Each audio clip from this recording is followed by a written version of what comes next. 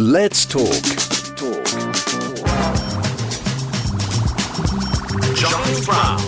The crisis in the classroom. What happens when a child struggles in the classroom? What's it really like for children and families living with neurodiversity?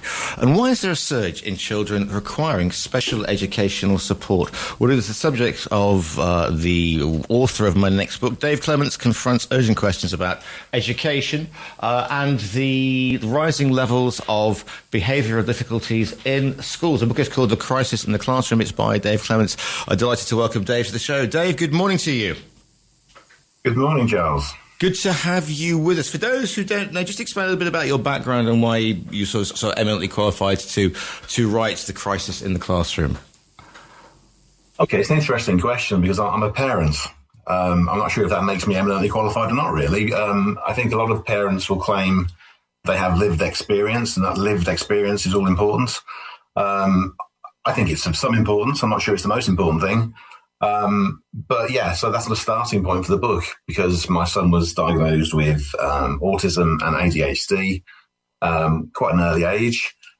And I had previously written a few pieces. I'm a part-time journalist. I'd written a few pieces critical of the idea that children have mental health problems or increasingly are being found to have conditions like autism and ADHD. So I was previously quite sceptical. I wouldn't say cynical, but quite sceptical. So as soon as I had my son and realised that he had this condition, it was quite difficult because I had to kind of address what that meant for me as somebody who previously kind of had some doubts about the explosion of diagnoses. So that's kind of what the book's about, really. It's about me coming to terms with that, questioning my own assumptions, but in the end, actually coming around to a position I already held. And I'm still quite sceptical. And so, you know, it's not just me as a parent. It's me as a parent looking out and seeing all these other cases of ADHD and autism and special educational needs and mental health problems. And that's why I call it the crisis in the classroom, because I just get this sense that classrooms are full of these kinds of needs. And I don't think we really understand where they're coming from. It's because it does seem to have been, you said there's been an explosion, say it was starting to make a mark perhaps 10 years ago, and then we had the pandemic, and ever since then it seemed that those who think that we are beset by wokeness, and I dropped the W word in on a Monday, excuse me everybody, but they would say, oh well, you know, we didn't have those conditions are invented, it wasn't an option in my day, etc. And there seems to be a section that say perhaps we are over-diagnosing people, and you know, everybody, of course everybody is special, but everybody could also say, well, I've got that and I've got this and I've got the other, and that is that perhaps where the crisis in the classroom is saying, can we take a proper look at this? You've certainly framed the debate as it is. It is very much, you've got two kind of camps. There are those who will say, yes, they'll talk about overdiagnosis. They'll say, you know, we're diagnosing too many children with certain conditions. I've got some sympathy for that. I think that's true. And there are certainly people within medicine, and including autism specialists and ADHD specialists, who are starting to doubt the categories that we're using, and they're saying that they're too broad, too inclusive. And so I think there's some truth to that. I think there are a lot of cultural drivers as well. I think people are encouraged to label themselves or to label their kids with certain conditions. And I think that's driven by identity politics more than anything. I think there's a sense in which people are looking for answers, and they come up with these names. So I don't think, I think that does play a role. You'll hear on the other side people saying, no, it's not that. It's just that we've become more aware of problems that have always been there, but we're only just now starting to recognise them, which I don't think is really convincing. I think it's true that we talk about it all the time, which in itself creates a hunger for labelling. But I don't think we are more aware. I don't think we really do understand these conditions. There's a lot of doubt about them. They're still quite fuzzy, which makes them kind of vulnerable, I think, to being used more and more broadly, and more people kind of identifying with them. So I think there's I think there's something to the notion that we're using these labels too much, and I think that's kind of where I end up on the book. And look, the other thing is, of course, the people having to deal with this are parents, of course, on one end, and the other side is obviously teaching staff, and they're not trained to diagnose what could possibly be, quote unquote, the problem or the reason behind certain behaviours. I mean, they have enough trouble trying to keep sort of 30 kids in line at the best of times without having to say, oh well, because this, that, and the other. So perhaps it is you've got to feel a little bit of sympathy for teaching staff. They didn't get into the role when they were training, thinking that this was going to be an issue in the classroom, Dave. I spoke to quite a few teachers when I first started thinking about the book.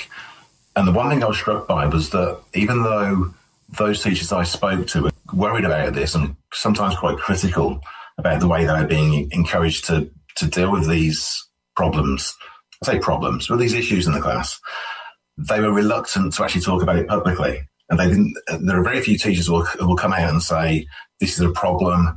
I don't think I can cope with all of these kids with all of these needs in my classroom. And yet, that, I think, is what they're saying privately, a lot of them.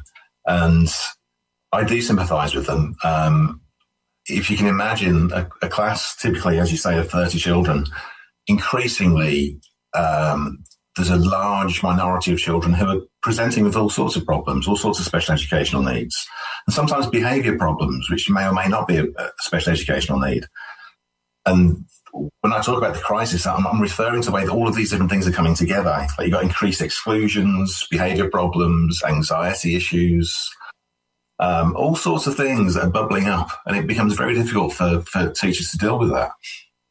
Of course, we've got social media feeding anxiety, and everybody's trying to think they're special. And that's not even touching on how we should approach certain subjects with with what it means to certain sections. For example, when you're teaching history, I mean, it is a minefield out there. What's your experience been? I mean, do you think that perhaps schools are saying, okay, well, the best way to deal with this is just sort of lump a bunch of, label a bunch of kids like that and pass them on to, are we talking about a local authority? Are they bringing in specialists? I mean, because we can't go down the thing where we're doing one-on-one tutoring with every child in the UK for those needs. So, what is the education system doing? And are they talking, in your experience, Dave, to the parents of the children? Really, parents of children with these needs tend not to get very involved because they don't have much say. They're quite disempowered. But I think the difficulty is that schools are being encouraged to contain these issues within the classroom, within mainstream schools. So while on the one hand teachers are being encouraged to tailor their teaching to each and every child in the classroom, which is impossible, but that's what they're asked to do. What's not happening is that the government isn't saying what we're going to do is put in provision that will address the needs of these children. Instead, what they're saying is all kids need to be included, so we're going to create what they're calling inclusion bases, which is basically a specialist school within inside a mainstream school. And the children will attend some classes in the mainstream schools, some classes in these inclusion bases. So they're trying to fudge it, really, because ideologically, the current government is very much against specialist provision. And they're very much for including children in the classroom. They call it the whole school approach. And it's a real problem because you can't address every child's needs with the same provision. What the government will say is that specialist provision is too expensive. And it is very expensive to send a child to an autistic school or to another special or specialist school. And that drives up the transport costs as well, because these schools tend not to be located where these children are. They have to be taken to these schools. But it creates a crisis just because the provision isn't there. And local authorities are, in real trouble at the moment. Special educational needs budgets are huge. And some of them are talking about potentially going bust in the near future if there isn't something done. So, yeah, I think it's a mistake to try and teach all children in the same schools. And I think we do need to kind of vary the provision that kids have available to them. So, what was the spark behind this book? Then was it your own experience, and you thought? Tell me a little bit about your own experience. And was it frustration? Was it anger? Was it a combination of all of them? I mean, how did you come to decide to put this together? I think it's funny because when I first started writing about this, I have a Substack, so I was writing on a Substack about not necessarily about my experience, but certainly from the perspective of a parent struggling with this. And it was very much about those frustrations, because most parents with kids with special educational needs, they struggle. They'll struggle initially with the school, because if they send their child to a mainstream school, the school often can't cope. There are behaviour problems, there are exclusions, they tend to be misunderstood. Teachers will say they've gone on the training, but often they don't really get it, because a child who's having a meltdown is very different to a child who's having a tantrum, but it may on the surface look very similar. But they are quite different. So, you find yourself struggling with schools, and then you struggle with local authorities because you need to get an assessment. And local authorities are so overwhelmed by parents and schools looking for assessments that it takes months to get the assessment. And then you may get provision at the end of that. But again, you may have to go to a tribunal. So it's a long process, a long, frustrating process. And it could take months, it could take years before you get the school or the provision you need. And by the time you get something, it may be that your child has deteriorated and their needs are changed. And so whatever provision is put in place may not be the right provision by that point. So it's a very frustrating process. But as I say, as I've spoken to teachers, I've kind of seen their side of things as well. And that's given me a more balanced view of what the problem is, I think. So I think the book has probably benefited from the fact that I've come from my perspective, and then I've spoken to those who are dealing with it in schools. So yeah, it's a complicated issue, but it's a real struggle for parents out there. And even though these labels are being used too much, there are a lot of parents out there and a lot of children who have genuine needs, who are stuck on waiting lists and not getting the support they need. So, yeah, it's really difficult. I mean, do you think, on one level, is that perhaps a cop-out by, and that's obviously a technical term, but do you think it's far too easy to say to a child who is, quote-unquote, acting up? I mean, just being a teenager or a rebellious 10-year-old to suddenly go, right, fine, this is the buzzword, he's got this, that, or the other, and we're going to lump them all together, rather than just saying he's just being, quote-unquote, high-spirited, or he's just being, those of us who went to schools in the 80s and 90s, know there are always people who were, the option wasn't available to a lot of us in the 80s and the 90s. But you see where I'm coming from here. Are we in danger of classifying normal, rebellious stroke, insurrectionist behaviour as being a behavioural, and perhaps the children, because children are cunning little so-and-sos at times, know this as well and go, oh yeah, I've got that too, because every child wants to feel like they're a little bit different, and if they're not, because they're kids, then they'll do that. Yeah, I think there's an element of contagion that kids pick up on other kids' issues. And while some may have a genuine problem, others may see that and say, well, why can't I get that support? Or why don't I get to run around every now and then in the playground to kind of deregulate or re-regulate? Why isn't that option available to me? And parents will say the same thing. Parents will say, well, why do they get support but my child doesn't? Why don't they get extra time with their tests when my child doesn't? So I think that is certainly happening, and I think there is a tendency to see a child fidgeting in class or not able to sit still and say, we think that child has ADHD, which itself creates more and more demand on the system. So, yeah, that is definitely happening. And as you say, this wasn't happening decades ago. And when I was at school, I say in the book, I can't remember a single child that ever had a condition of any kind.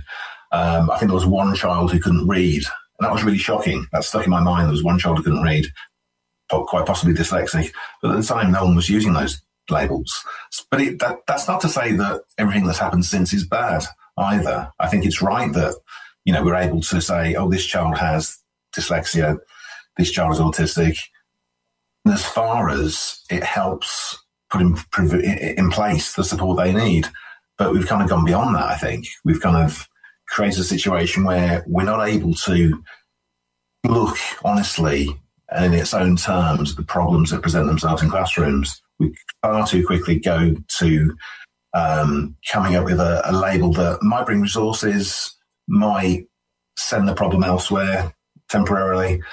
But in the end, it just creates a situation where we can't cope with the need. We're very good at naming needs, but we're very poor at actually addressing them. So I think that's where we are at the moment. And you could argue this is the kick the can down the road approach and let somebody else deal with it. So we'll diagnose that, and then they can be passed around, these sort of systems because we'll label that child as having that. So we'll put them over to that department or that streaming or whatever. So it's like kind of off our hands, Dave. Yes. I think that is the instinct. But it never is, because there is this notion of inclusion being all important. Those teachers always have to deal with those kids. So in a sense, they're kind of stuck with it, unless they exclude the children, which is happening. More and more children are getting excluded.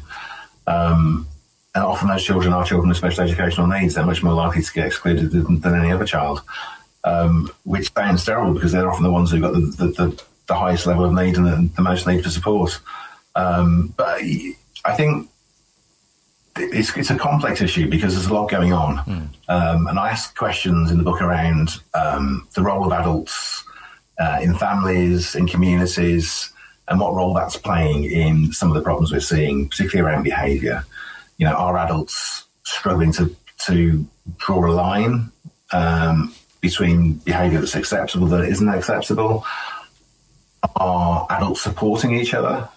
So, often I live in London, and often in London, if you're on public transport, if you're in a playground, a fight will break out, and the adults there won't intervene. They'll kind of look at their phones. They'll do anything but actually do the adult thing and actually intervene. So I think that's part of it as well. I think part of the problem we're seeing in classrooms is down to a general kind of sense of low-level disorder, which is a consequence of adults not intervening.